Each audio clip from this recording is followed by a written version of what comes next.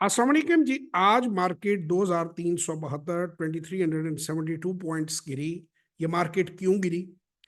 ये मार्केट इसलिए गिरी क्योंकि शॉर्ट सेलिंग बहुत की बड़े ब्रोकर्स ने।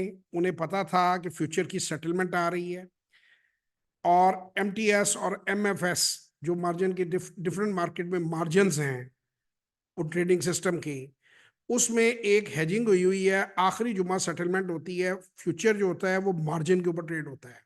इनको पता था, जो ये जिन्होंने सब प्लान किया है।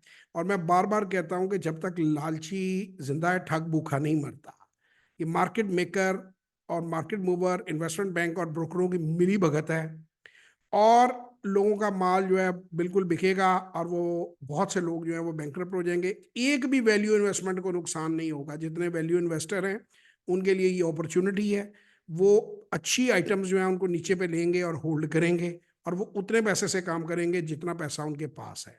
और ये मार्जिन फाइनेंसिंग में जो दिहाड़ी लगाने लोग आते हैं वो फिर इस तरह के मसाइल का शिकार होते हैं। उनका ख्याल होता है कि जी हम दिनों में अमीर हो जाएंगे, ऊपर बेचेंगे, और ब्रोकर आपके इस लालच का फायदा उठाता है। तो ये सारे का सारा सेटलमेंट का इशू है। जैसे ही ये सेटलमेंट क्लियर होगी आप देखेंगे कि चीज़ें वापस ठीक होनी शुरू हो जाएंगी, लेकिन इसमें बहुतों का माल बिकेगा। तो क्यों क्यों ली थी मार्जिन फाइनेंसिंग?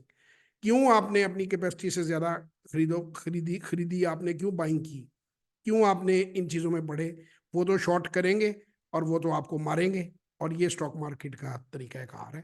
कोई बंदा कभी नुकसान नहीं करता जब वो अपनी कैपेसिटी में रहता है। हमेशा इंसान मरता तब है जब वो अपनी चादर से बहुत ज्यादा पाँव बाहर फैलाता है। तो भाई लालच मत करें, वैल्यू इन्वेस्टमेंट सीखें, यही मैं कहूँगा। Thank you very much.